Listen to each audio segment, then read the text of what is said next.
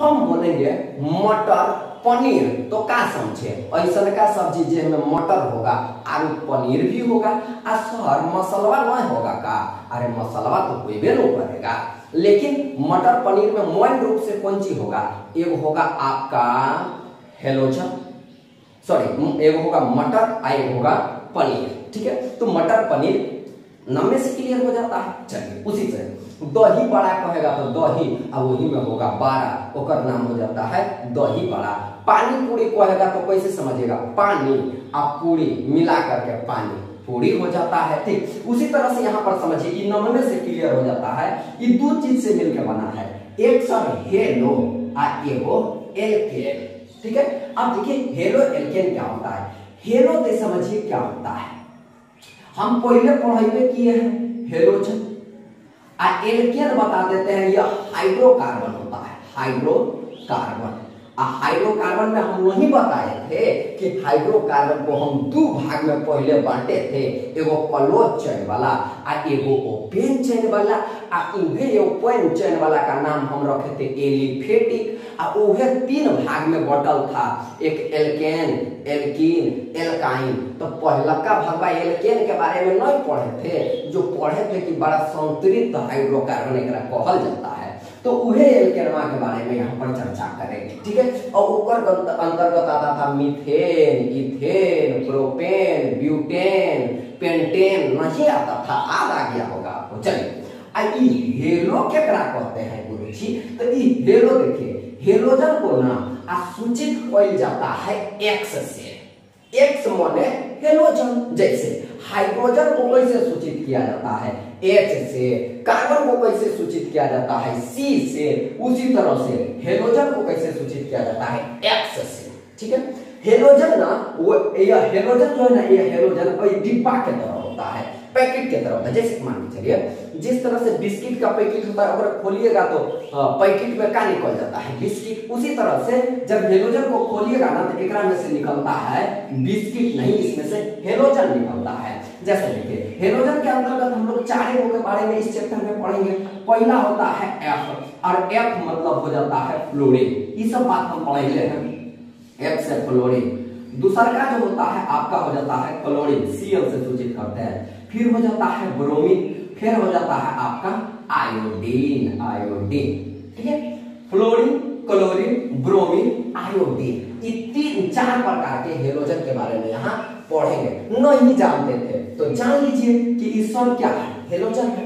आज जानते हैं ये फ्लोरीनवा को ना प्यार से कहल जाता है फ्लोरो, आज जरा हम लोग क्लोरीन कहते हैं ना ओकरा प्यार से कहल जाता है क्लोरो, आज जरा ब्रोमीन कहते हैं ना ओकरा प्यार से कहल जाता है ब्रोमो, आज जरा आयोडीन कहते हैं ना ओकरा प्यार से कहल जाता है आयोडो, आज जरा हेलोजन कहते हैं ना ओकरा प्यार से कहल जाता है हेलो। वैसा ही जैसे सुरेश को प्यार से कहल जाता है सूरो, और पार्वती को प्यार से कहल जाता है पारो, वैसा ही करके हेलोजन को प्यार से कहल जाता है हेलो। फ्लोरीन को फ्लोरो, क्लोरो, ब्रोमो, आयोडो। ठीक है, समझे लू, आगे बात करते हैं सर। एकरे ना एगो और नाम होता है। ठीक है, जैसे देखिए जरा हम प्यार से कहते हैं फ्लोरो, ओकरे गोसा के कहिए आप फ्लोराइड। ठीक है, आ क्लोरीन है तो ओकरा कहिए क्लोराइड। आ जैसे देख ब्रोमीन है तो ओकरा कहिए ब्रोमाइड, आ जो आयोडीन है ओकरा कहिए iodide.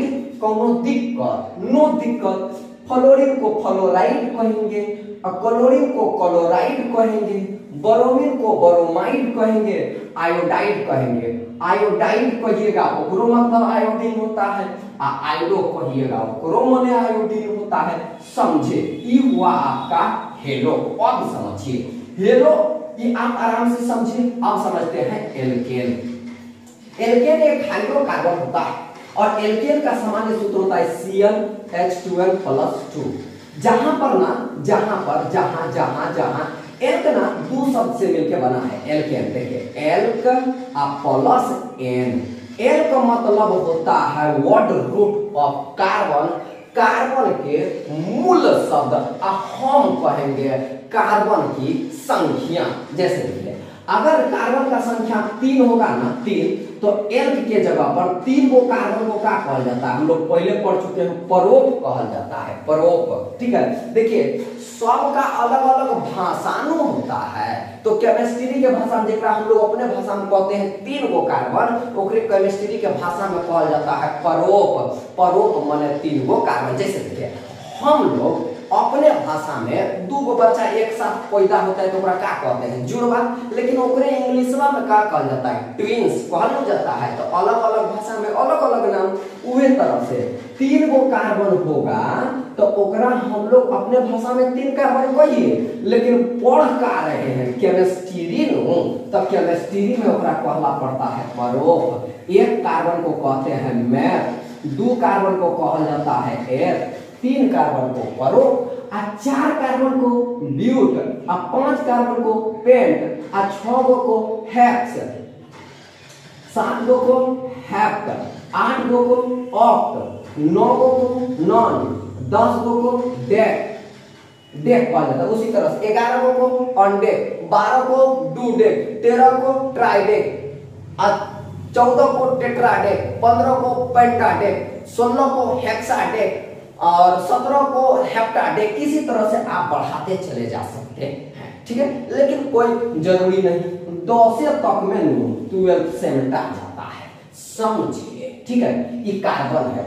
1 carbon, 2 carbon, 3 carbon, 4 carbon, 5 carbon, 6 carbon, 7 carbon, 8 carbon, 9 carbon, देख मने कार्बन, 10 कार्बन। ये बतवा हम पहले पढ़ाए थे, आज समझिए शुरू कर रहे हैं यही से पढ़ा दिए। ठीक है, चलिए अब देखिए यहाँ पर n मतलब होता है, n मतलब नंबर ऑफ कार्बन, या मतलब कार्बन की संख्या। जैसे अगर कार्बन की संख्या C1 लेंगे, पहला कार्बन लेंगे, तो हम पूछेंगे कोई गो कार्बन है, आप कहिएगा 1 गो है।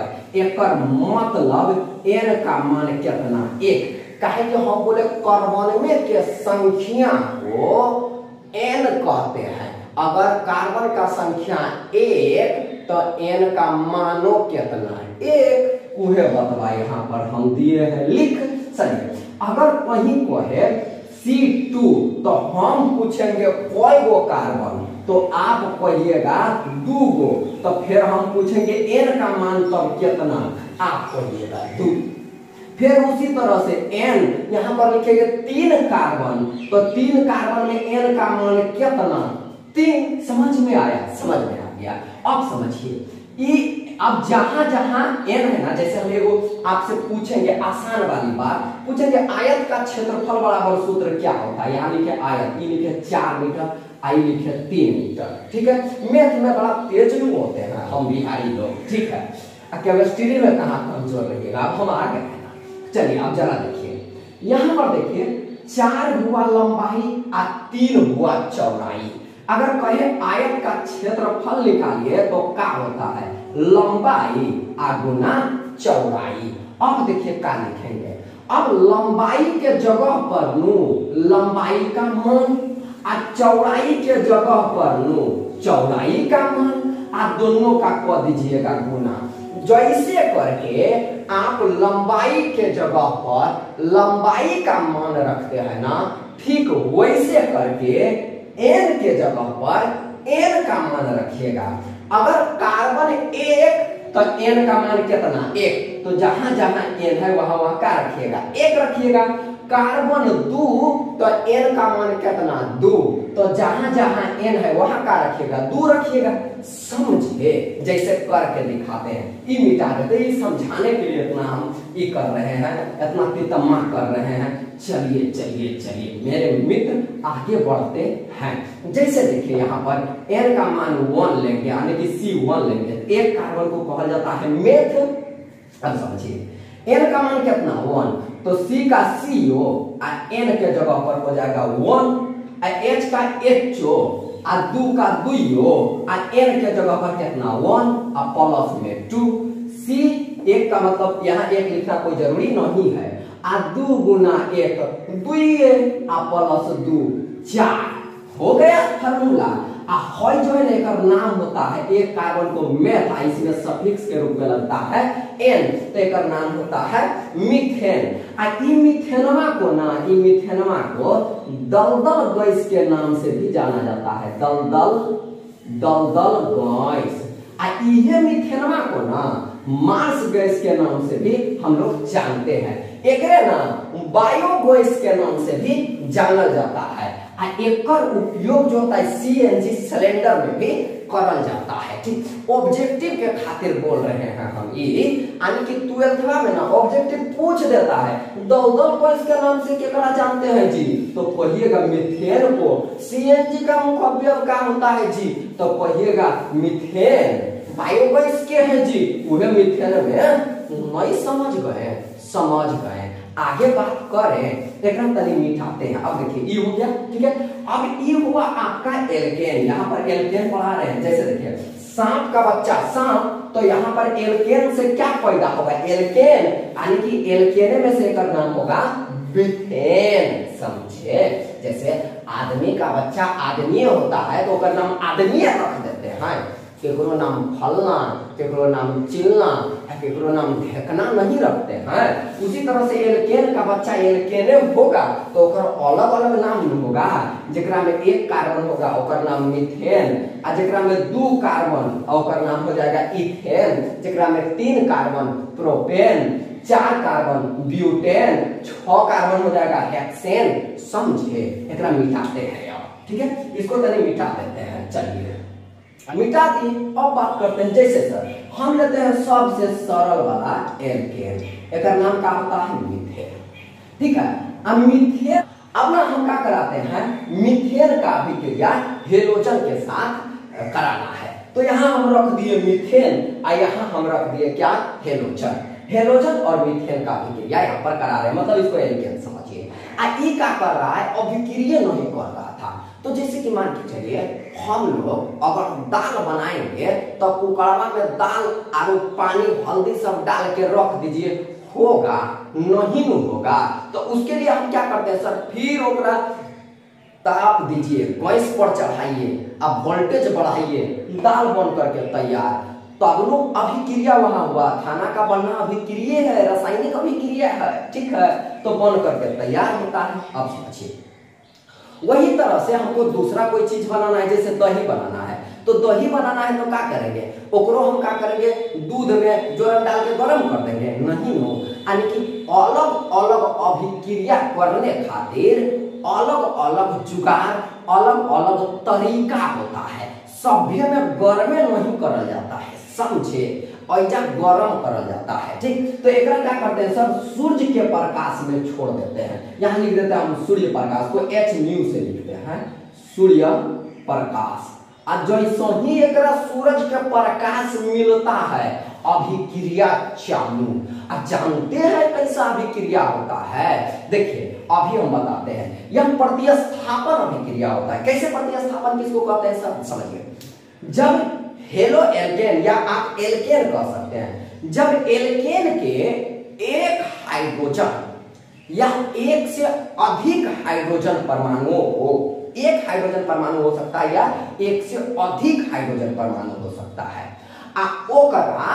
जब हेलोजन के परमाणु से या हेलोजन के परमाणुओं से, एक या एक से अधिक हेलोजन के परमाणुओं द्वारा जब हाइड्रोजन के परमाणुओं को विस्थापित कर दिया जाता है, विस्थापित मतलब होता है उसको हटा करके ओकरे जगह पर जब हेलोजन आ जाता है हाइड्रोजन के जगह पर, तब ओकर नाम बदल करके हेलो एल्केन बन जाता है, ठीक है, समझ में आया। जैसे कि पहले नाम था पनीर, अब पनीरवे में मटर मिल जाता है तो उसका नाम क्या हो जाता है, मटर और पनीर, ठीक वही तरह से एक नाम पहले था एल्केन, इहे एल्केन में हेलोजन आ जाता है तो उसका नाम हो जाता है हेलो एल्केन, यानी कि एल्केन में हेलोजन मिलने के कारण उसका नाम हो जाता है हेलो एल्केन, समझ गए।